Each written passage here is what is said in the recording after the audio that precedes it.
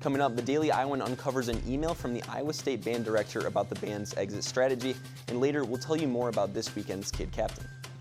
Well, John, looks like we're gonna mess around and do the pregame show. Wait, what?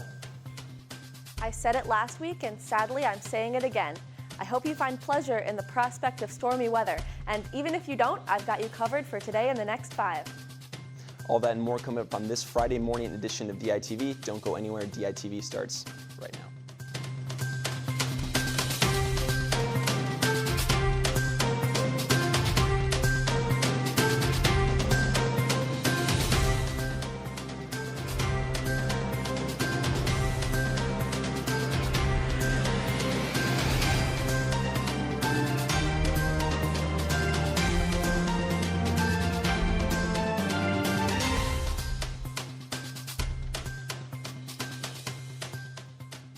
Good morning and thank you for tuning in. I'm John Chenoweth.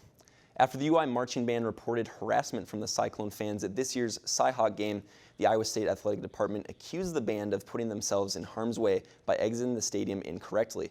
The Daily Iowan obtained emails between the Cyclone Associate Band Director Christian Kritchner and Hawkeye Marching Band Director Eric Bush prior to the game reveals that the marching band was not informed on where to exit. The email states, quote, "Buses and trucks can move to the South 4th Street during the 4th quarter if you wish to load there post-game, right on the north side of the stadium in the 4th quarter. Police will direct you where to park. Please let us know if you do not know what to do, and this is instead walk back to your buses." End quote. The email described where the band should enter, but not where they should exit, which is contradictory to what Iowa State Athletic Director Jaime Pollard said. We will keep you updated as the story continues to unfold. Now this morning it's been a little rainy, almost got struck by lightning. It's pretty upsetting. Let's toss it over to Grace, and hopefully she can give us a good update on the weather to come. Hope my earlier warnings were taken to heart, because we may be starting off today with thunderstorms at 80% with temps reaching up into the mid-70s. Thunderstorm chances continue into the evening with temperatures dipping down into the mid-50s. That chill down as compared to last week continues into our extended forecast. This isn't going to be a good weekend to host your dream tailgate on Saturday. We have a 40% chance of thunderstorms with temperatures hovering between the mid-60s and upper 50s.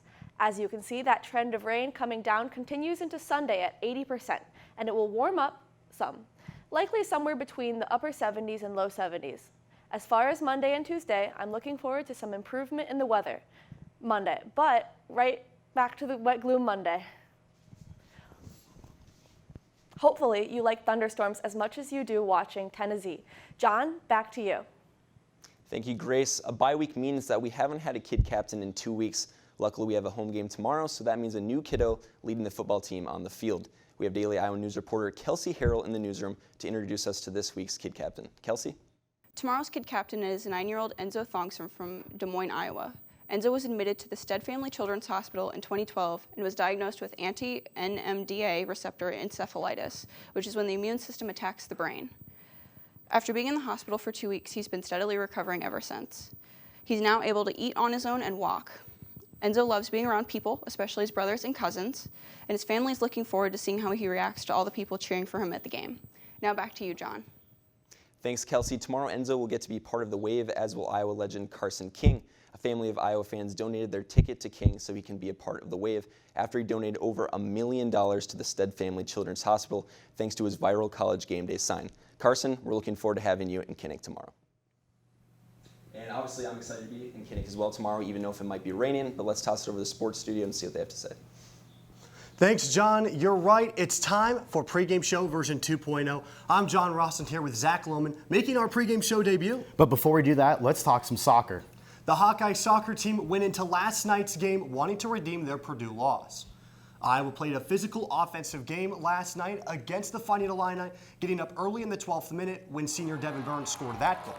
The Hawkeyes gave up a goal after this, but Sarah Wheaton and Kaylee Haas would each score another goal to help Iowa seal the 3-1 victory. But now, let's get to the pregame show.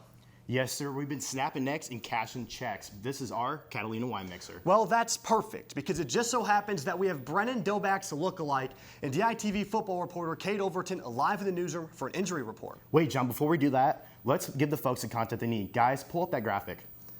Yeah, Zach, it's safe to say these spot the difference games are getting a little out of hand. Yeah, if I squint, they're absolutely the same.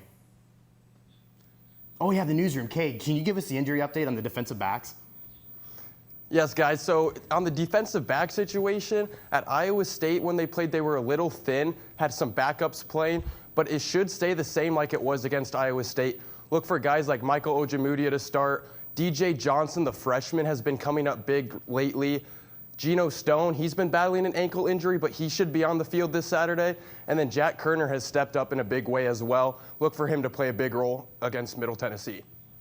Now, I've heard there have been some shakeups on the offensive line. Can you tell us about that?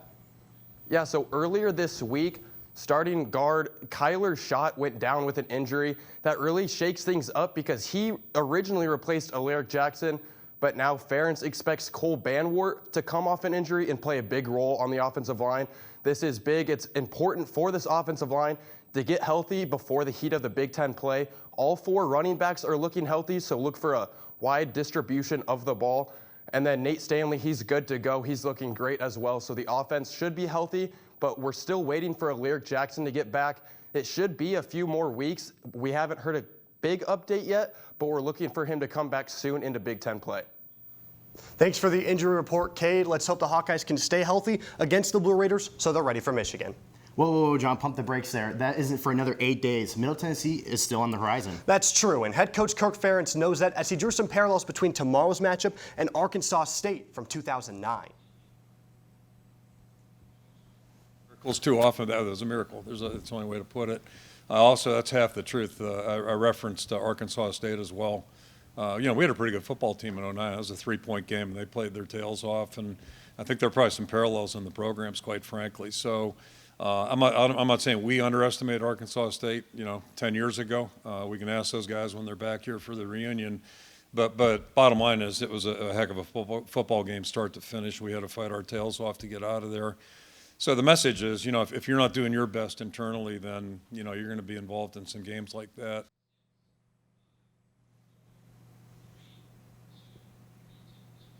Now, the crazy thing about referencing Arkansas State is Iowa actually played Michigan the following week. But good news for the Iowa is that we haven't seen that movie this year. Well, this movie's also a little different because Iowa's yet to see an offense that MTSU runs. That's right, John. MTSU quarterback Asher O'Hare likes to slice and dice his way up and down the field. But not with his arms, with his legs. He's an elusive runner. And we've seen that in the past, and that's given us trouble. And they also run like 4 wide receivers. They're not big on tight ends, so they're going to be a really speedy team, and it's going to be a big challenge for the back end this week. He almost reminds me of the quarterback from Penn State last year, McSorley, just from how much he can do with the ball in his hands and stuff like that. But, you really don't see guys who can do the stuff he does week to week like he can. So, John, the question then becomes, are the Hawkeyes going to have any fence against the Blue Raider offense? Well, Zach, we can ask someone who might know more than both of us. We have quarterback Nate Stanley on the line. Nate, do you think this MTSU offense is going to do a lot against the Iowa defense? Not a whole lot, nope. Well, you heard it here first, folks. But for my prediction, I have the final score 35-3 Iowa. Bold, bold. My prediction, 31-17 Hawks. But that is it for our pregame show appearance. First and probably last. Yeah, Zach, this is our last. Folks, it was nice knowing you. John, back to you. Thanks, guys. Facebook announced on Thursday that they will be testing out a system that makes likes, reactions, and views on posts private. The company is hoping that making these private, that they'll improve the social media experience through their users. Although this will not be worldwide, starting on Friday, Facebook will be hiding likes for users in Australia. And depending on the results from down under, the United States may expect similar tests in the near future. Well, it wasn't like our TV director, Lucy Rodin, was getting too many likes anyways. Just kidding. That's all we have for you today on this Friday morning edition of DITV. Be sure to head over to dailyiowan.com for all your latest news between Monday and Friday. If that is enough of the Daily Iowan for you, be sure to check out our print edition of the news on stands now. For DITV, I'm John Chenoweth. Have a great day, Iowa City.